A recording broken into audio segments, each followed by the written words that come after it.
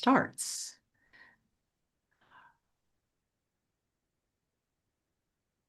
Hey everyone, and welcome to Chef AJ and Friends. I'm your host, Chef AJ, and my guest today is Dr. Doug Lisle. We call this Straight Talk with Dr. Doug Lisle because he answers your questions straight. No pussyfooting around, no fluff. He gets right to the heart of the matter.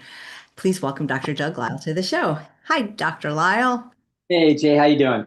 I'm good. So we've had 5 questions that were previously submitted. We'll get to as many as we can, and if there's time, we can take questions from the chat. 3 of them are about a topic you get asked about a lot, which have to do with food. One is about IQ, and one is about love. So we'll Ah, ask them in the order received. And this first question is from Laura. She says, my husband is whole food plant-based with me at home, and he loves the food. He doesn't bring animal products into our home. However, he takes every opportunity to eat burgers and the standard American diet away from home, which is frequent. He's 60, overweight, on cholesterol and blood pressure meds, and is pre-diabetic. He knows as well as me how bad the animal products are for his health. I think about losing him every single day, and the thought is paralyzing. If I don't hear him snoring at night, I'm afraid he stopped breathing. How do I work through the fear I have of losing him at any moment from a fatal heart attack due to his poor diet outside the home? How do I stop these thoughts from occupying so much space in my head so I can live in the moment and enjoy today? um, it's interesting. The Probably the very reason why Laura is able to hold together a really healthy diet is probably because of partially due to a pretty obsessive personality. So that personality leads that person to basically ruminate about risks, overestimate risks relative to what would be typical. So unfortunately, we can't change that personality. So the your husband is probably going to live to 82. That would be his life expectancy at this point, given his age and kind of what things look like. Might be 78. He's more or less his expected life at this point is about 20 years. Could be 35 years, could be 5 years, but it's probably somewhere around 20. The So he's not going to change. So that's off the table. He's clearly we're seeing the kind of his personality and reaction to the evidence around him. He's been fully informed about the situation. So that's not changing. So this is ultimately a problem of her OCD-like characteristics. So she's overestimating the worst case scenario. Uh, she's not. It isn't impossible. Just in the same way, it's you could obsess about being in a car accident today and be terrified of getting in the car. It's like, well, what are the odds? And the answer is the odds are unbelievably, it's incredibly unlikely that you will die in a car accident today if you get into a car. Is it possible? Of course, it's possible. Okay, it's possible that this guy could die of a heart attack in the next year or 2 or 3 or 4 or 5. It's possible. It's not very likely. So the what can you do? The closest thing that I've ever seen that's useful in this is what's known as the down arrow technique out of cognitive behavioral therapy, which is to walk down through and focus and try to actually have your mind wind down through the details. Like, okay, let's suppose your husband dies of a heart attack tomorrow. What then? Okay, what will happen? And actually map out all of the things that would happen. So, are there major financial consequences to that? Okay, let's look at that and let's work through how we would manage that if that were true. What else could be a problem? Gee, I don't have somebody to travel with, and I really want to travel. Okay, well, what else could you do? You lived a perfectly fine life before you met your husband. And if it turns out that if he's gone, your job will be to be what the job always was, which was to live the best life that you can under the circumstances that you have. And that includes changing the circumstances if you need to change circumstances to improve it. That's what life is about. So your happiness is not wholly dependent upon whether or not your husband survives. It's temporarily dependent on whether or not your husband survives. So if you lose him and you care about him, then that will be, there will be shock and awe, and there will be, prices to be paid emotionally. You have to. You must have the upside of being an animal that cares about other animals is that you have a thing called love that you can feel. The downside is that if you lose those relationships through whatever means, you're going to be reminded of that through the different varying degrees of different kinds of emotional signaling that tells you about that. So if you lose the love of your life to a competitor, you're going to be jealous and upset and heartbroken. If you lose your husband to a heart attack, you're just going to be heartbroken and sad. Okay, so I've had people angry about at a deceased spouse because they feel like they've been abandoned, et cetera, because particularly when the person was self-destructive with their diet. It's like, why did they do that to themselves? Now look at my situation, et cetera. So, but the down arrow, you can probably look it up on YouTube or whatever. In other words, it's a kind of a simple technique. It's basically, we just keep going down through the consequences of what some theoretically hypothesized loss is, and then we think through what all the ramifications are very systematically and try to like chart it out. A lot of times when we do that, we find out that there's really nothing about that loss that we couldn't mitigate in some fashion. And that's how we do it. Like, nobody to travel with. Well, there's travel troops where you can go as a single person and feel very comfortable. And you can see the world that way. So you wouldn't necessarily have to have your husband with you to enjoy yourself and enjoy the benefits of traveling and seeing the world. So that is the notion, and that's about all I've got on that one, because we're constrained by two things. Number one, how valuable you find him generally, which sounds like it's highly valuable, which is great. That's a blessing.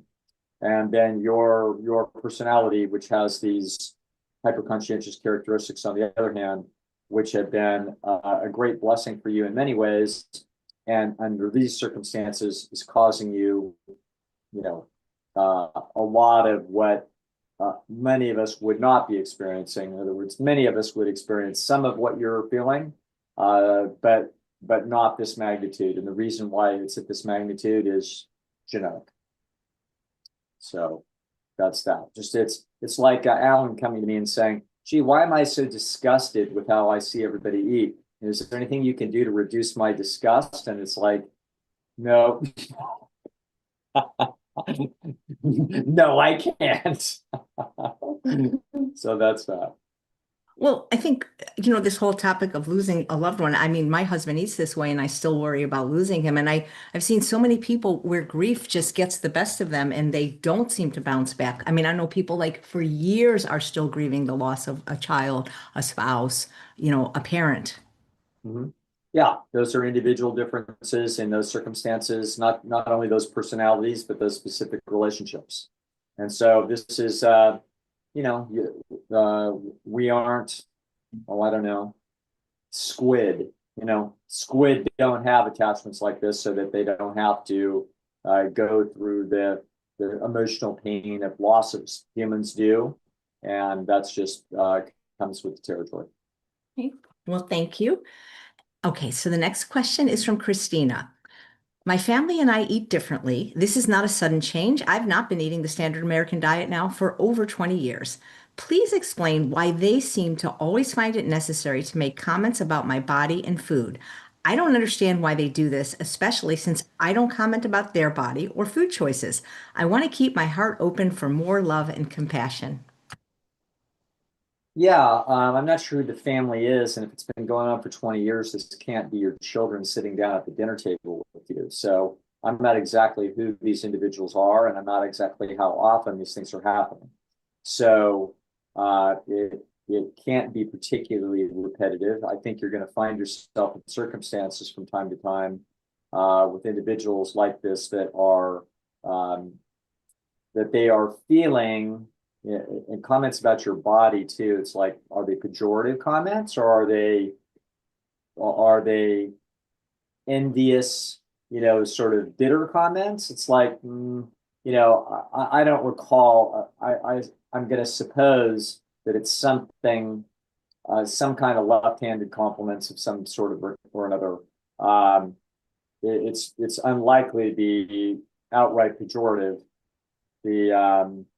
Because this whole commentary is coming from people who are feeling like they are looked down on. So they are feeling the likelihood that you have communicated to them that you believe that your way of doing things is objectively superior to theirs. And so that's very likely what has happened. So the most successful solution, if I'm correct about this, is to equivocate about whether or not your way of doing things is actually worth doing or that it's superior. Okay. So in other words, this is right out of getting along without going along. So we say things like, yeah, it seems to work for me, but I'm not sure it's right for everybody. It's probably not right for everybody. It's like, and any questions coming about diet, like, who really knows for sure? You know what I mean? It's all kind of up in the air. Like, that's how I would talk. Okay, so if you do that, if you can choke that out once, it'll be interesting to observe alterations in people's behavior towards you. If I am correct, they will be much less aggressive in the ways that you're watching. So this aggression that you're seeing is basically cornered animals that are feeling effectively the criticism or essentially the esteem loss of being looked down on by someone who has stated their own objective superiority. So I have no doubt that in the 20 years that you have been doing this, you have completely reasonably educated them about some facts of reality. And unfortunately, those facts point to your way of doing things as being objectively superior. And so you have carried that attitude towards those discussions, and you've been resolute about it. Okay. And so now it's not surprising that what we get back is pot shots from the peanut gallery, basically under conditions about which they feel they're being looked down upon. The solution is to do what you can to actually fix the underlying esteem toxic environment. And so we want them to be less defensive. For that to be the case, we have to basically use what I call an octopus strategy. We have to actually put ink in the water so that they can't quite see where we are. Okay. And so if you'll say things like, next time that comes up, you say things like, yeah, it seems to work for me, but it's probably not the right thing for everybody. If you literally say that, one sentence will surprise them, these individuals, and basically you'll be signaling a peace sign that you are not fully believing that you are looking down your nose at them from a position of objective superiority, and see what happens. And my guess is that things get friendlier. That's how I would recommend to handle this. Well, I empathize with her because I've been vegan a long time and healthy vegan. And just even last night, I'm on a trivia team and it's at a place where they have sushi. So I was getting vegan sushi and I ordered like a double order and I was still hungry and I ordered again. The people like, oh, you eat so much and you're so thin. Like these are not people like in my sphere that I've been lecturing to. Like, you know what I mean? Like strangers. You know what I mean? Like people do. It has nothing to do with the vegan thing. That they were just making an interesting observation. Okay. So and if they're fat, they're making the interesting observation of, oh, look at how lucky you are. You can eat, look, it's not my fault that I'm fat. I hardly eat at all. Look at you. You eat a lot and you're thin. In other words, that was just a embarrassment over being fat comment. Completely understandable. Had nothing to do with anything vegan. Yeah. Well, I didn't know what to say, so I said, well, I exercise a lot because I mean, how do you answer that? I couldn't go into a calorie density lecture that Sure. even though I'm eating like 4 rolls of sushi, there's like no calories in these. Here's another answer. Oh, well, just lucky, I guess. Then Okay. All right. Thank you. Okay. I wonder how Alan would have answered it. I have no idea, but there, the, the sensitive move is to figure out why it is that they are concerned. They're in an esteem defense process. So and they're effectively saying there's something about you where you're particularly fortunate because I am not, the reason I am fat is not because I am overly indulgent.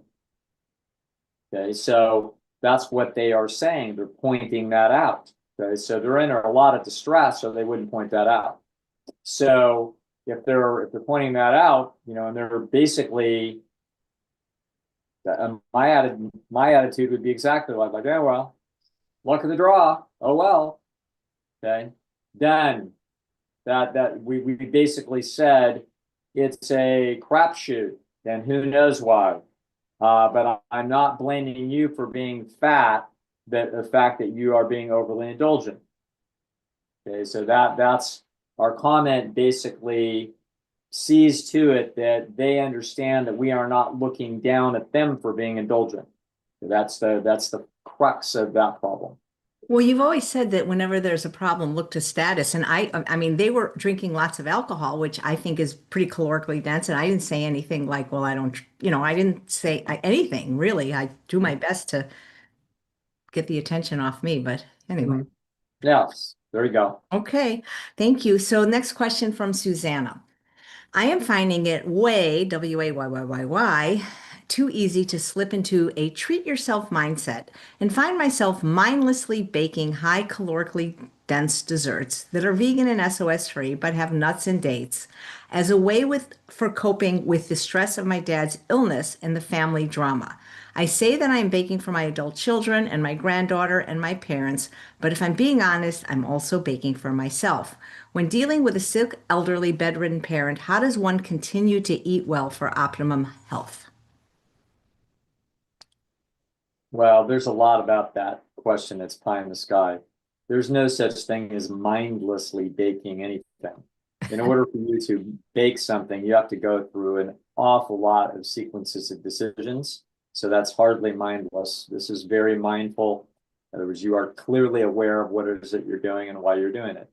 So, and taking care of a sick elderly person is not, it has absolutely nothing to do with this. I've been taking care of a sick and elderly person for 10 years, and it hasn't altered my diet 1%. Okay, so the so yeah, this is all chatter. That there's I wrote a book in post in 2003. It's called Pleasure Trap. You might want to take a look at that. In there will be the analysis of the reasons why you're having the problems you're having. It's that simple. Well, yeah, and that's funny too, like mindlessly baking, like, oh my God, there's this cake here. How did it get there? Um, I got to tell you, there's an old joke my sister told me. I haven't heard it. I heard it from my sister literally 40 years ago. Yeah. And I'm not going to repeat it well, something like this. And it goes something like this. I had this bad thing happen to me today. I was at the breakfast table with my mother, and I said, "Mother, could you pass the butter?" And instead I said, "Mother, you bitch that wrecked my entire life and did everything wrong and made my adult life miserable. Could you pass me the butter?" I don't know what happened. It just happened accidentally. Okay. No, it's not mindless. It's calculated. This is all calculated because animals desire higher calorie density foods, and they also have an ease of operation that they're trying to basically save time and energy to get the richest food with the least amount of trouble. If you are baking a bunch of rich food, you are highly motivated to consume it. to the point where you're actually willing to go to the trouble of baking. I have personally never baked any highly calorically dense food in my entire existence. Okay, so you got to go to a lot of trouble to do this, and which means that creature's mind is pretty determined to get highly calorically dense food, as my mind is on occasion. And no shame. This is how you're built. Rule number one of healthy living is Eat the don't most eat in the calorically. house. Mm-hmm.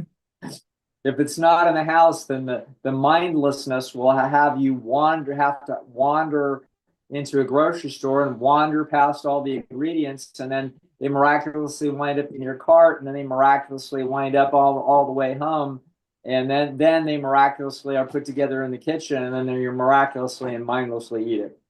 So make it a little more difficult for this to happen by obeying rule number one. Right. I mean, she says she can't live in a clean environment. And I asked her, she's watching live, if she ever eats calorically dense treats when things aren't stressful. And she said yes, but she doesn't have the pull. She says, I guess what I want to know is, why do I go back to these things when things get stressful, but I don't feel their pull when things are not stressful? I want to be free of this addiction forever. I don't think that's true. In other words, this is a people are very common. It's very easy for people to make mistaken inferences about the reasons for their behavior. So people will assume that the reason they relapsed on alcohol or something was stress.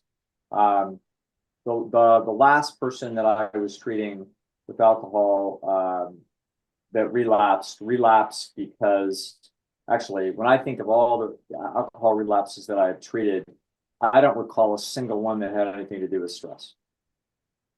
Okay, so they had to do with opportunity in the environment. So yeah, I won't reiterate. Now I'm thinking about 4 or 5 of these now. So in every single case, it has nothing to do with stress. It's not like, oh my gosh, I went through this or that at work or my divorce or anything. No. It was opportunity. So am I saying that that's always true? Of course not. I'm sure we can make a case every now and then. But the truth of the matter is, the vast majority of the reasons why anybody ever, quote, relapses towards some pleasure trap substance or situation is because of opportunity and natural predisposition. And so those are the reasons. Don't start looking for stress as the reason, because if you look for stress as the reason, you're going to be looking in the wrong place, and then you won't put your time and attention to where it needs to be put, which is what? Discipline in ruling your environment. Okay. So that's the best place to put that energy. Thank you. Switching gears from Justin. Dr. Lisle, is it possible for two parents with average intelligence to have a child with above? Oh yes, easily.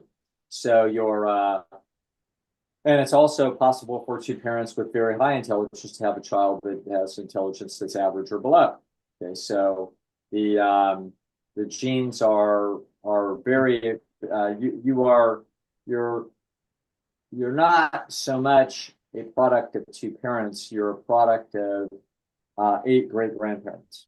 So 16 great-great-grandparents. So if you think about that effectively 1/16 of your genes came from 16 different people. And as a result of that, the sort of statistical averages are that, yeah, if you're a male child, for example, there's 8 men out there in your genetic, recent ancestry over the last 100 years or so. And so you will be a composite of those 8 people. And and as a result, you will share some interesting characteristics with those 8 people. One of them may be exceedingly bright, for example, and you may be exceedingly bright. One of them may be not too swift, you may not be too swift. A bunch of them may be average, you may be average. So we don't know exactly which suites of genes you're going to get. That is like every child that's ever born is like a little Christmas present with wrapping around it. We don't know what it's going to be. Okay, so we don't know what has come in with this new life. We're going to find out. So as people grow, we're going to find out as they grow and mature, we'll find out about what their interesting characteristics are. And those characteristics will be almost entirely determined by their genetic code. Won't be shaped. We don't make somebody fascinated with music with a lot of musical talent from practice. Okay, that these kinds of things are inborn. The obviously you have to learn skill, but the talent and the proclivity is innate.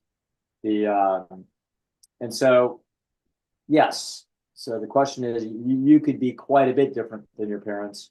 The odds are you'll be relatively similar. Okay, that's just the nature of how the genetic code works. So if your father's 7 feet tall and your mother's 6 feet tall, it's not very likely that you're going to be average. Okay, it's very likely that you're going to be well above average for height,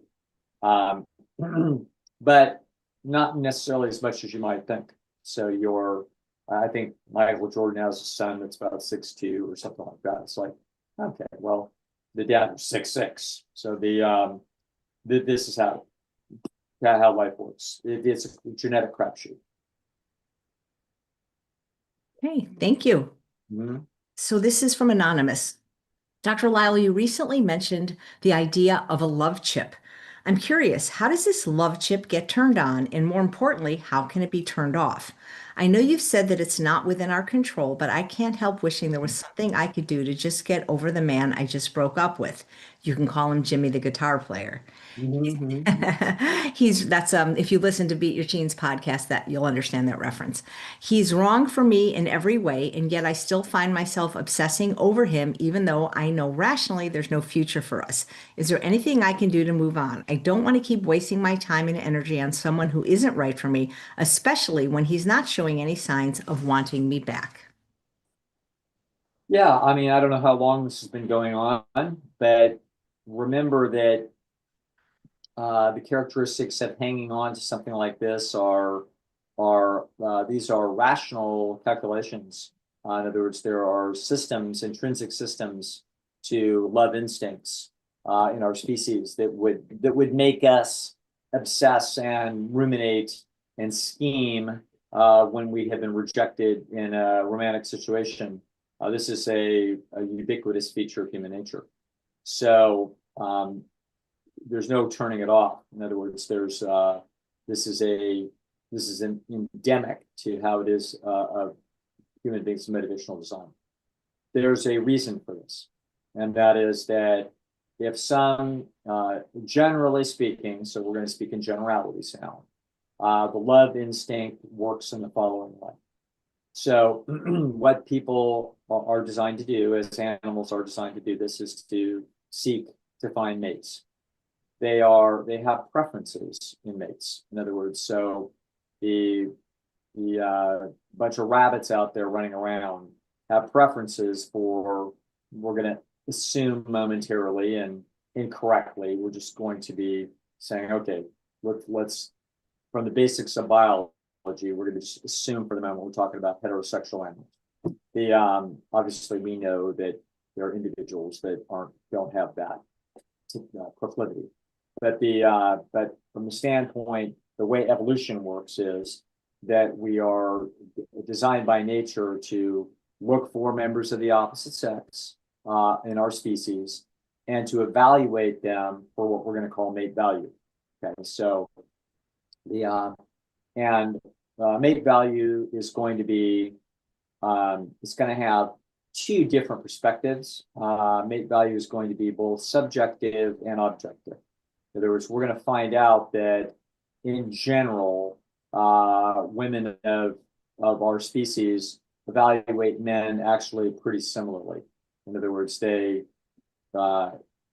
we looked at, that's why there's such thing as, Brad Pitt getting $25 million a movie. Okay, it isn't his acting ability. It's a combination of his acting ability and his extremely high physical attractiveness. There are universal features, very same features in a human female that make them be unattracted to a baboon.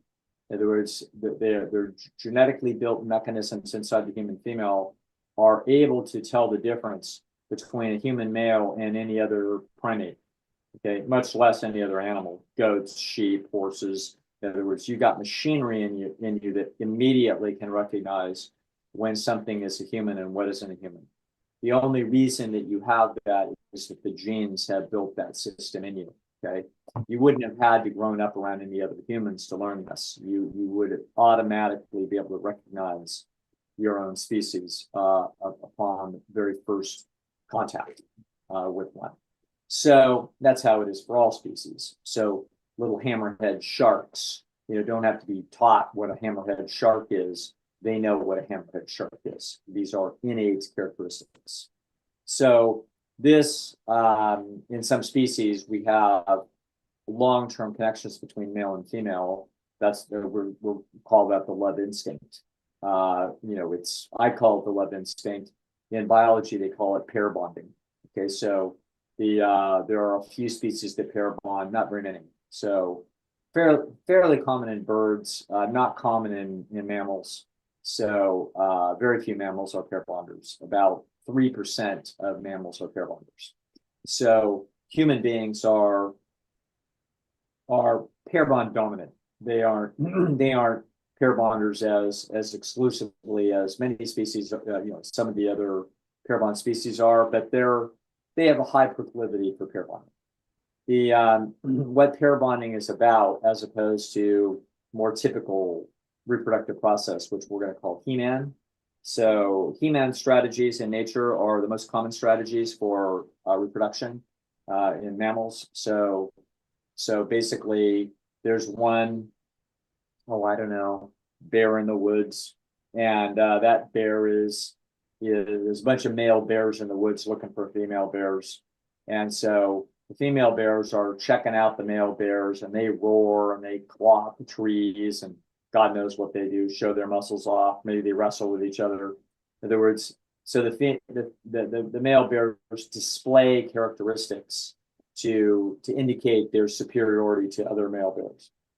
I'm just making this up. I don't know anything about bears, but it's a generic process. If we're talking about horses, cattle, whatever it is, this is how it works. So the males compete with each other to display their genetic greatness to females, and they do so in ways that highlight objectifiable differences.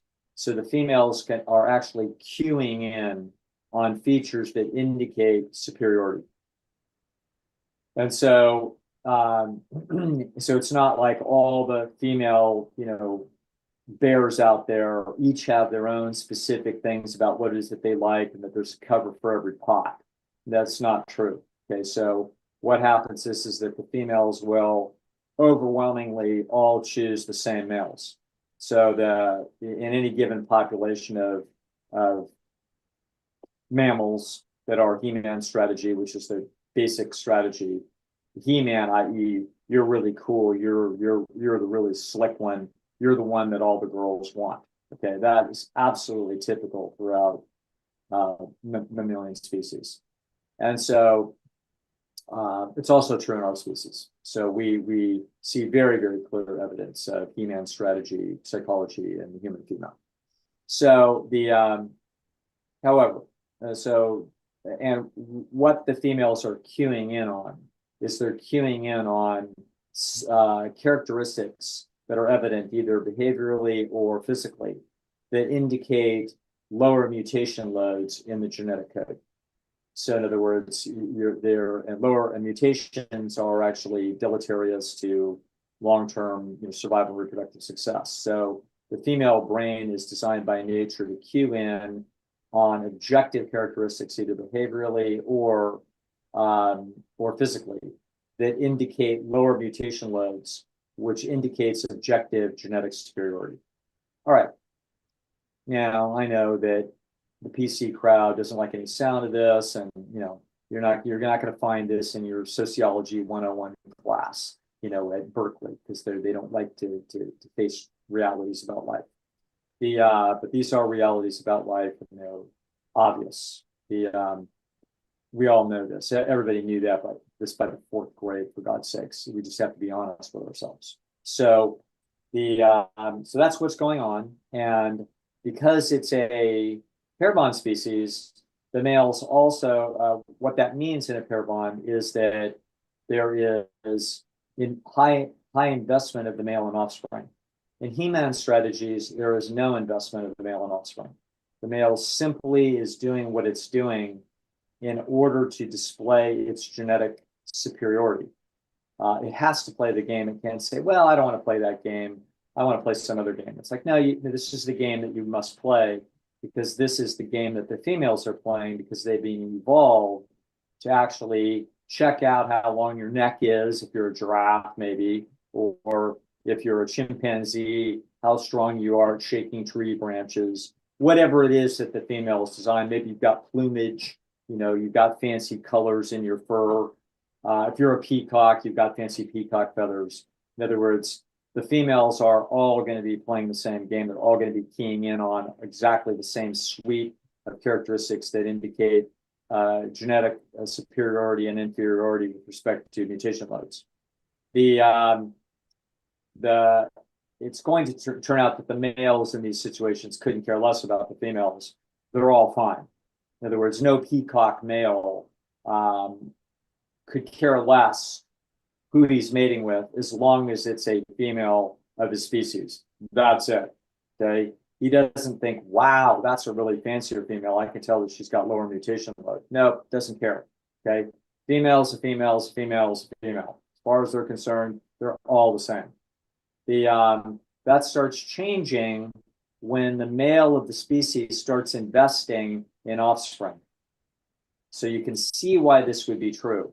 If it's like, well, if he's not investing in offspring, if his job is just to reproduce as much as he can, then he couldn't care less about the difference between the females. He's not sticking around. He's not making any investment anyway. But what if he were? Okay. If he were going to stick around and actually invest in offspring, then he should be very concerned about the relative differences in the objective quality of the genetics of that offspring. So therefore, he too will now start to involve detection mechanisms of preferences. And so he too will now have a lust for beauty in the way that the females have a lust for male handsomeness in he-man species. Okay. And so also, there's also going to be not only just how attractive the female is, but also her behavioral characteristics in terms of how hardworking is she, emotionally stable, how clever, all kinds of stuff. Okay. And if the female of the species is also trying to get long-term resources out of a male for her offspring, she also is going to care about things like how emotionally stable, how clever, how physically fit, all kinds of stuff. So in our species, we find the most sophisticated, most comprehensive analysis of the genetic code that you're ever going to see. So human beings vet the hell out of each other, and they are looking through every nook and cranny of that personality and that body to count up mutations and run a calculus about what it is that they think that they can get in such traits. So what love instincts are is when two people meet and they start talking things over and they start learning about the insides of the other person's mind, and they learn about their behavioral history. So they learn all about how they made decisions, and therefore they're making inferences about their personality. And they find out what kind of music they like to listen to, and from there they make inferences about their personality. And they find out what what their car looks like, and they make inferences about their personality. And they look at their clothing that they bought, and they make inferences about their personality. And they find out about what their political beliefs are, and they find out what their religious beliefs are. And through an incredible vetting of the other person's mind, they decide whether or not that person meets sufficient criteria in order to mate with them. Now, it's going to turn out that the female has more to lose than the male does if it goes south. And that is because the female, if she makes a mistake and gets impregnated by a male who either is not as good as she thought or is not as into her and determined to stay with her as she thought, either way, she has made an error, and therefore she's going to be paying some kind of a price. Okay. So therefore, one of the common prices that happens is that women, you can tell I start thinking through all the biology stuff that I read as I call humans males and females rather than men and women. So that offends some people. I don't mean to do that. I just slip into it because I'm thinking like a biologist. But a very common problem for women is that we're talking now about young women who, even though the same characteristics will remain true even after menopause, they will have the very same kind of motivational machinery. But we can see evidence of that machinery, and we understand its evolutionary design if we look at young women who could become pregnant. It's going to turn out that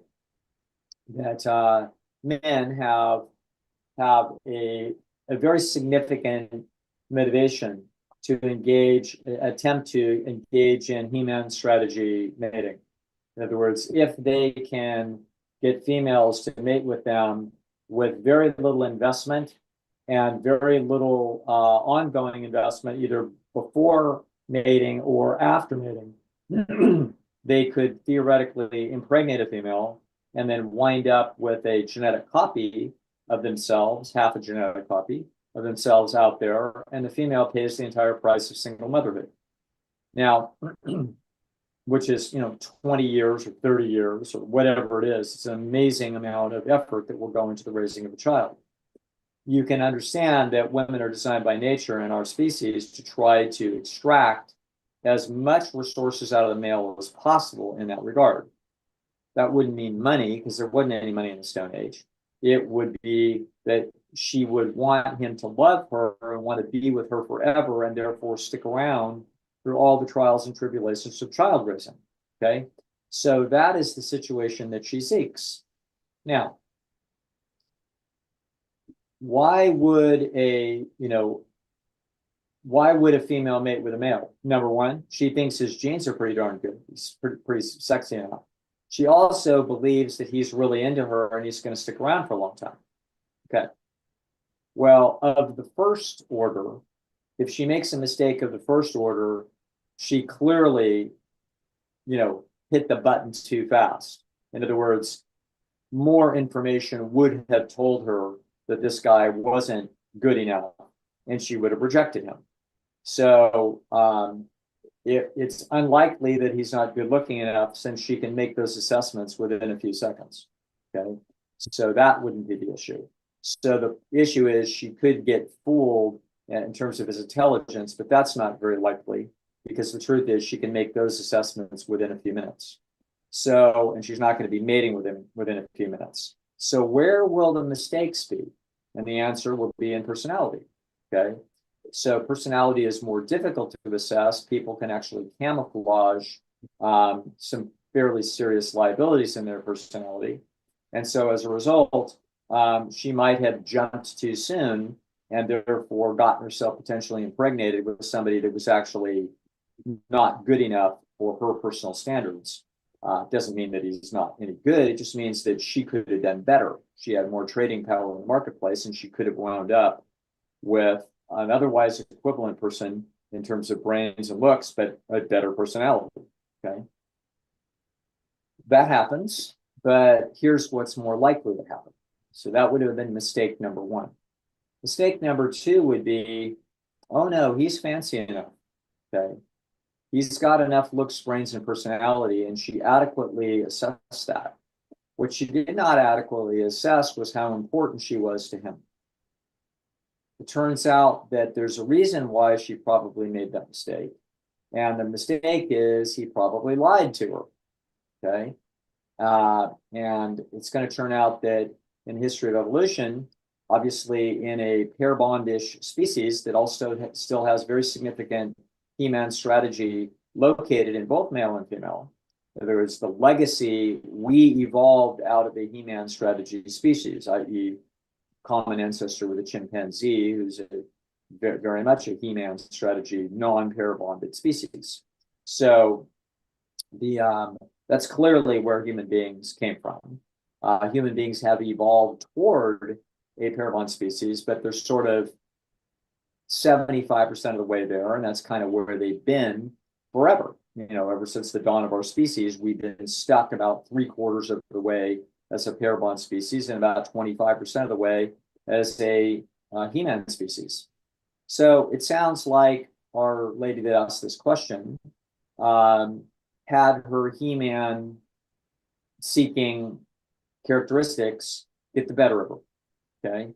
Which means that she didn't vet this guy for sufficiently long. She didn't withhold sexual activity for long enough to smoke him out. And because if in fact he was not that into her, then he would have abandoned her relatively quickly had she continued to sexually withhold. So but she might have said yes, but I didn't want to. It's like, right, you lived under the great dilemma that your human female forebears have lived for the last several 100,000 years, which is, how steadfast is he? How much into is he? Does he seem, boy, he seems really good, and therefore I'm feeling what? The love instinct activate. So the love instinct activates under conditions where we feel like we're getting a very, very good deal. And we therefore have the excitement to facilitate this deal and get busy at reproducing DNA under what appears to be really good circumstances. So that's how the love instinct is designed. However, along the way, there are pitfalls, and one of the pitfalls is the male casual mating strategy. So the male casual mating strategy is designed to try to see if it can harvest all that female effort into child rearing and get her to get stuck with the task all by herself while he goes over the hill and does the same thing to another female in the next village. Okay. So the male is designed by nature with these characteristics. They are, some males have more of those characteristics than others, just like some males can jump higher than other males, and some males can sing higher notes or a bigger thing. And all these individual differences, and this is a very significant individual differences in human females and human males. It is also true that it is not just an individual difference characteristic, it's also a characteristic of all males under different conditions. So, a male that may have plenty of pair bond chips in his head basically also has casual mating strategy chips in his head. And if he trips over an opportunity to harvest casual mating strategy, he will do so if he's able. And so one of the ways to harvest casual mating strategy chips is to lie to females. That's how you do it. So it's going to turn out that females have evolved for the last several 100,000 years chips to determine whether or not the males are lying. That's why they talk to them and they want to know about what music they like and what bands do they like and what art do they like and what politicians do they like and what churches do they like and what clothes do they like and what cars do they like. In other words, they're trying to do everything they can do to try to figure this out and string on an extremely long conversation to see if the male is willing to invest hours and hours and hours and hours in exposing who his insides are to that female in order to demonstrate to her that he is crazy about her. Okay. Now it's going to turn out that the males, in order to do this, have to be pretty damn interested. And so the females are using this as a stall tactic to try to figure out, are you really interested? And continuing to cross-examine them from every possible angle. So we believe that in the average conception of a new human, there has been 1 million words of conversation on average between the male and the female that are involved. That is a hell of a lot of words. That is unique in the animal kingdom. No other species has ever done anything like this. Okay. This tells you how expensive single motherhood is. It tells you that the female human is designed by nature to defend herself very, very carefully against this. Okay. However, the benefit to the male is huge. If he can get 20 years of child rearing all on her head and not his own, this would be something that he would be highly motivated by evolution to try to pull off. He has been highly motivated by evolution, and so therefore he has become an extremely effective liar. On the other hand, the female has become extremely good at detecting the lies. And so therefore the males had to evolve greater and greater, more clever strategies of lying, and the females had to evolve more and more clever ways of smoking out the lies.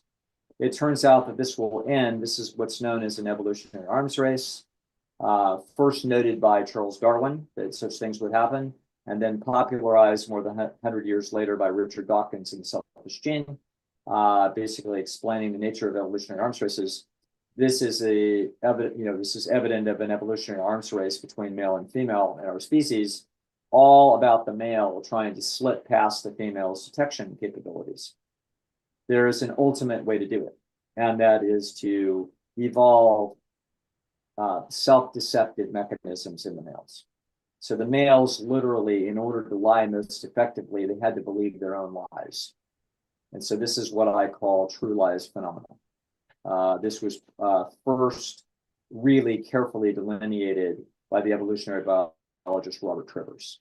And so this is clearly, what goes on. So this guy basically, in our instance, probably either consciously and deliberately lied to this female, or he discovered that he had lied to her after they had begun a physical relationship for a while. And then it's like, oh, shucks, sorry. It turns out I'm not as into you as I thought I was. Okay. And that is what the true lies phenomenon looks like. So our girl is designed by nature to essentially try to hang on to that relationship because he's pretty fancy. Okay. In other words, he's and in the opinions of those two people look like this.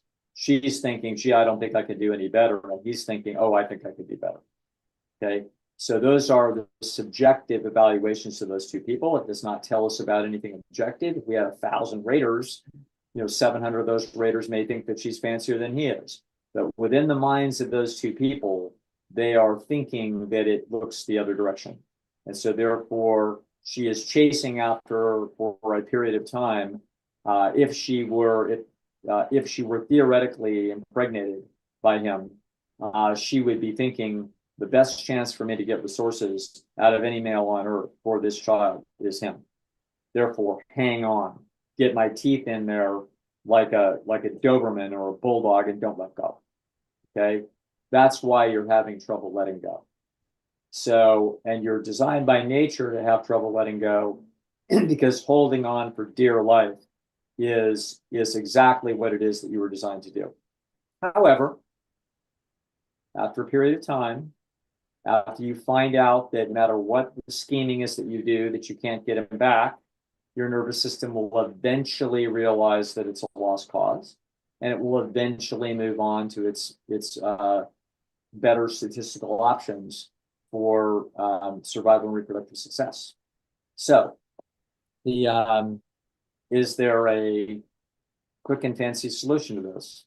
No, because the instincts that are in you that are driving the behavior that are there have been shaped over the last million years of evolution. We're not going to get rid of it anytime soon.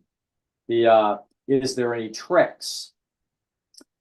The best possible trick is to grit your teeth and try to go out and meet a bunch of new people.